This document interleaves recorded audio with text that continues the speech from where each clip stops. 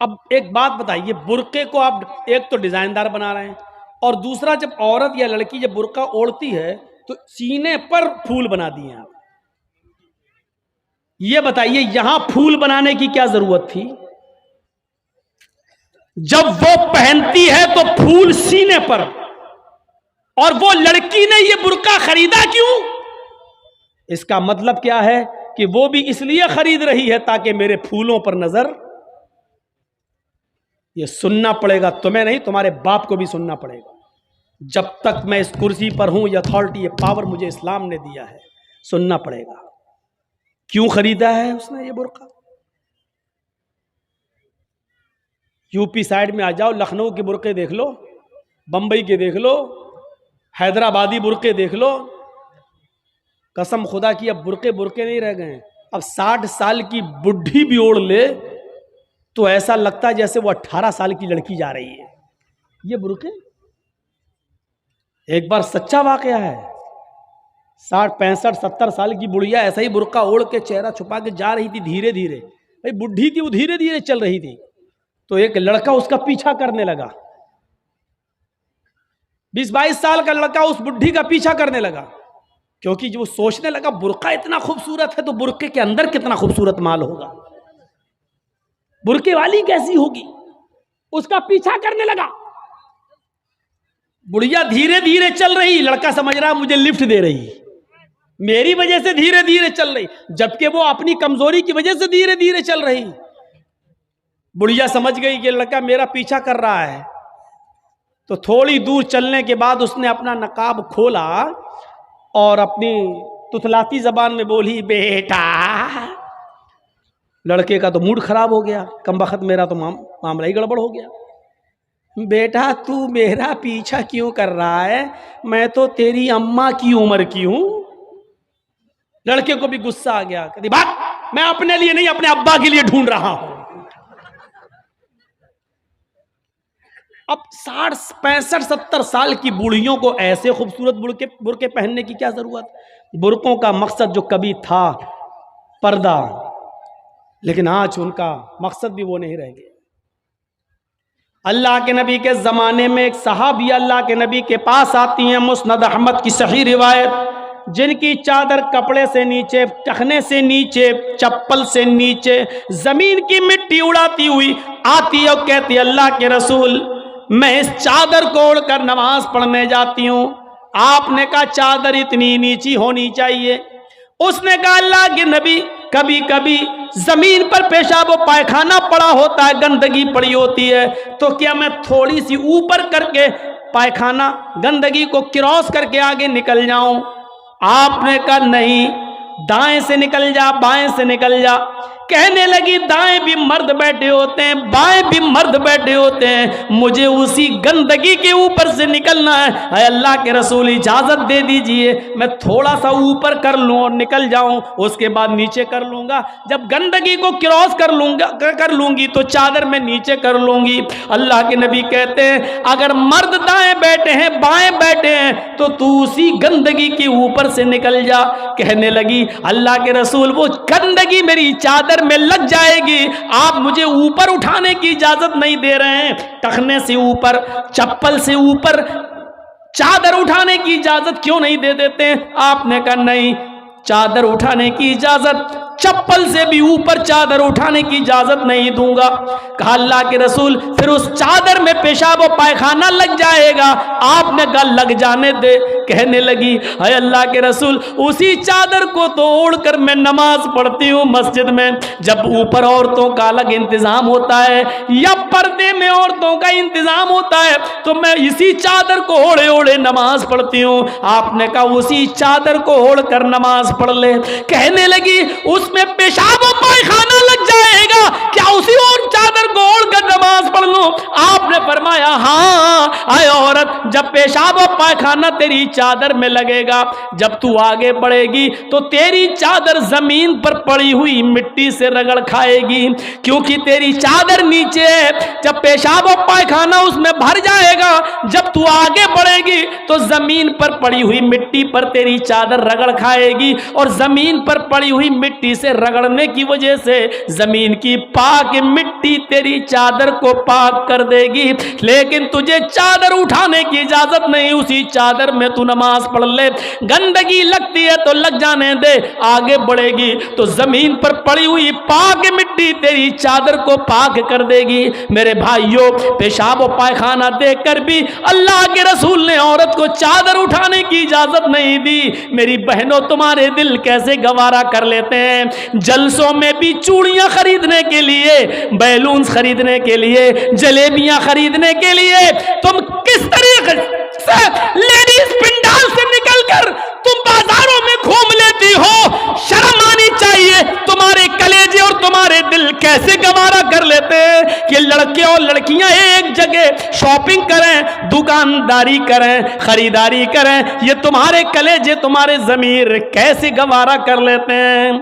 जबकि अल्लाह के नबी फरमाते हैं ला यखलुअन्न रजुलुम बिमरातिन इल्ला कान सालिसुहुम शैतान। कोई मर्द किसी औरत से तन्हाई में न मिले, कोई मर्द किसी औरत से अकेले में न मिले कि उसमें तीसरा शैतान होता है, उसमें तीसरा बहकाने वाला शैतान होता है। मेरे भाइयों, इस्लाम का कानून यही है, इस्लाम का निजाम यही है। एक औरत, उसका शौहर मर चुका है, औरत के पास बहुत ज्यादा पैसा है, वो हज करना जाना चाहती है, शौहर इंतकाल कर गया।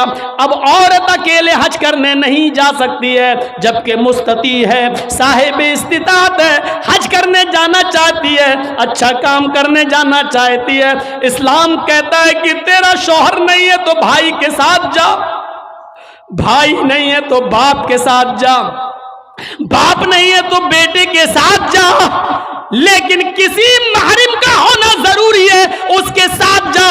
चीख कर औरत कहती है कोई नहीं है, मेरे पास दौलत है। अल्लाह के नबी कहते हैं फिर दौलत संभाल कर अपने पास रख। अगर तेरा भाई नहीं है, बेटा नहीं है, शौहर नहीं है, बाप नहीं है, कोई महरिम नहीं है, तो तू अकेले हज करने नहीं जा सकती है। नहीं, अय अल्लाह के नबी, मेरा पड़ोस में बड़ा अच्छा नेक हाजी नमाजी नेक आदमी रहता है, मैं इसको भाई बना लेती हूँ, चली जाऊं। फरमाया नहीं नहीं, मुंह भोले भाई को भाई बनाकर उसके साथ तुम हज करने नहीं जा सकती हो, इसलिए कि अपने मुंह से किसी को भाई बोलने से वो तुम्हारा सगा भाई नहीं हो जाएगा, अपने मुंह से किसी को बेटा बोल देने से वो बेटा नहीं हो जाएगा। तुम किसी को बेटा बोल दो, भाई बोल दो, जो चाहो बोल दो, लेकिन इस्लाम ये कहता है कि उसके साथ भी औरत को इजाजत नहीं है कि वो हज करने जाए। अगर कोई नहीं है तो मत जाओ, लेकिन इस्लाम इस बात की इजाजत नहीं देता है कि तुम अकेले जाओ या किसी को बहन, किसी को भाई या बेटा बनाकर जाओ, इस बात की इजाजत नहीं देता। इस्लाम एक इबादत में, हज जैसी इबादत में भी औरत को किसी गैर मर्द को मुंह बोले भाई और मुंह बोले बेटे के साथ भी जाने की इजाजत नहीं देता। तो मेरे भाइयों, जब खाने काबा में जाने की इजाजत नहीं देता है, सफा मरवा की सई की इजाजत नहीं देता है, इतनी खूबसूरत इबादत की इजाजत नहीं देता है, तो बाजारों में अकेले घूमकर शॉपिंग करने की इजाजत कैसे देगा? फिर बाजार के अंदर औरत को अकेले जाने की इजाजत कैसे देगा? इतनी खूबसूरत इबादत करने की इजाजत नहीं देता है, इतनी खूबसूरत इबादत करने की इजाजत नहीं देता है, तो मेरे भाइयों फिर औरत को बाजारों में घूमने की इजाजत कैसे देगा? फिर बाजार में घूमने और बाजार में सैर व तफरीह की इजाजत कैसे देगा? हमारी माँ बहनों को इस बात को सोचना चाहिए, गौर करना चाहिए, संजीदगी से इसको लेना चाहिए।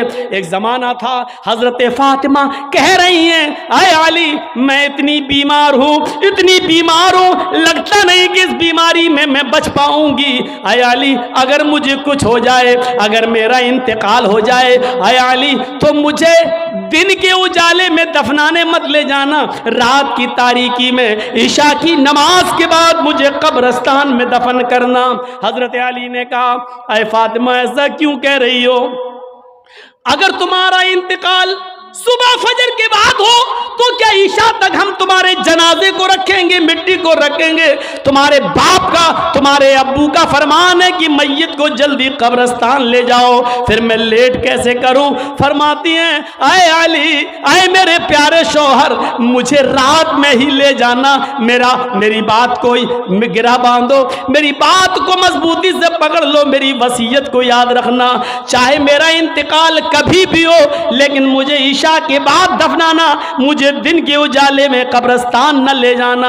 ऐ अली, मैं नहीं चाहती हूं कि मेरे मुर्दा जिस्म पर पड़े हुए कफन पर भी किसी गैर मर्द की नजर पड़े, मैं अपने कफन पर भी किसी गैर मर्द की नजर नहीं पड़ने देना चाहती हूं। ऐ अली, मुझे रात में ले जाना, दिन के उजाले में नहीं। मैं नहीं चाहती कि मेरे कफन पर भी किसी गैर मर्द की नजर पड़े।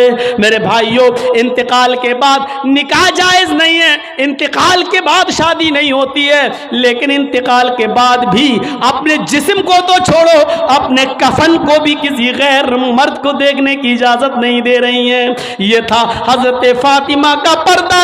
इस पर्दे की रोशनी में मेरी बहनों, अपने गरीबानों में झांक कर देखो, अपने गरीबानों के बटन खोलो और तलाश करो, हम कहां खड़े हैं, हमारा पर्दा क्या है, हमारी इज्जत व आबरू क्या है। आज हमारे चेहरों का हरकस और नाकस देख रहा है। कल तक हमारे इन खूबसूरत गालों को कभी आसमान की निगाहों ने भी नहीं देखा था, चांद और सितारों ने भी नहीं देखा था, और आज जो चाहता है देख लेता है। हरकस और नाकस जिसको चाहो, आज वो बड़ी आसानी से हमारी बहनों बेटियों का दीदार कर रहा है। और एक और बात, जितना अमीर बाप है, जितना अमीर बाप है, जितना भी बाप अमीर मिलेगा आपको, आप देखिएगा उसकी बेटी उतने ही कम कपड़े पहने हुए होगी। किस बात का अमीर है तू? काहे का अमीर है तू? अपनी बेटी को 5 मीटर का कपड़ा लाकर नहीं दे सकता है तो काहे का अमीर है तू? कंजूस और बखील बाप। अल्लाह ताला ने इन अमीरों को ऐसी सजा दी है, ऐसी सजा दी है। कल तक ये गरीबों की लड़कियों को डांस कराया करते थे, आज अल्लाह ताला ने इन अमीरों की लड़कियों के जिस्मों से कपड़े उतार कर उनको लोगों की नजरों को दीदार करने पर मजबूर कर दिया। आज इन अमीरों की लड़कियों के जिस्मों से कपड़े उतरवा कर आज गरीब इन लड़कियों को देख रहे हैं, उनका नजारा कर रहे हैं। आज अमीरों को अल्लाह ने ये सजा दी है। आज वो फैशन समझते हैं कि मेरी बेटी फैशनेबल कपड़े पहने हुए हैं। नहीं नहीं मेरे भाइयों, आप अपनी बहनों के जिम्मेदार हैं। अल्लाह के नबी ने फरमाया कि जिस लड़की का बाप, जिसकी बेटी बेपर्दा घूमे वो बाप दयूस है, जिसकी बहन बेपर्दा घूमे वो भाई दयूस है, जिसकी बेटी बेपर्दा घूमे वो बाप दयूस है, जिसकी बीवी बेपर्दा घूमे वो शौहर दयूस है। गौर करो कितनी साफ लफ्जों में, कितने साफ लफ्जों में अल्लाह के नबी ने फरमाया, जिसकी बहन बेपर्दा घूमे वो भाई दयूस, जिसकी बेटी बेपर्दा घूमे वो बाप दयूस, जिसकी बेटी बेपर्दा घूमे वो बाप दयूस, जिसकी बीवी बेपर्दा घूमे वो शौहर दयूस। अब दयूस का माना अगर हम समझ जाएं तो सारा मामला हल हो जाए। दयूस, दयूस का ये तो अरबी लफ्ज है ना, इसका उर्दू में तर्जमा होता है, सुनने की ताकत है? सुनेंगे? दयूस का मतलब होता है भड़ुआ। और भड़ुआ किसको कहते हैं बताने की जरूरत नहीं, जानते होंगे। भड़ुआ कहते हैं उसको जिसने अपनी बहन, बेटी या बीवी या माँ को गलत काम करने के लिए किसी अड्डे पर बिठा दिया हो, चकले पर बिठा दिया हो और उनसे गलत काम करवाता हो और उनकी कमाई खाता हो, अरबी जबान में इसको दयूस कहते हैं और उर्दू में इसको भड़ुआ कहते हैं। कितना सख्त जुमला इस्तेमाल किया अल्लाह के रसूल ने। मौलाना जर्जीस को आप कह रहे होंगे ये क्या हो गया इसको। अल्लाह के नबी ने कहा जिसकी मां बेपर्दा घूमे और बेटा अपनी मां की बेपर्दगी पर कुछ ना बोलता हो वो बेटा भड़ुआ। जिसकी बीवी बेपर्दा घूमे और शौहर अपनी बीवी की बेपर्दगी पर कुछ ना बोले वो शौहर भड़ुआ। जिसकी बहन बेपर्दा घूमे और वो भाई अपनी बहन की बेपर्दगी पर खामोश रहे वो भाई भड़ुआ। और जिसकी बेटी बेपर्दा घूमे और बाप अपनी बेटी की बेपर्दगी पर खामोश रहे वो बाप भड़ुआ। दयूस कह दो मौलाना चलेगा, भड़ुआ मत कहो, अच्छा नहीं लग रहा है। हम कब कह रहे हैं कि अच्छा लग रहा है? हमको अच्छा लगाना कब है? जब अच्छा ही लगने लगे तो फायदा क्या है? इंजेक्शन ऐसे लगाओ दर्द ना हो। बा साहब ऐसा हो सकता है कि इंजेक्शन लगे और दर्द ना हो? इंजेक्शन भी लगवाना चाहते हो और दर्द भी नहीं चाहते हो, तब तो होम्योपैथिक दवा ले लो, मीठी गोलियां खा लो जो मरने के बाद फायदा करती है।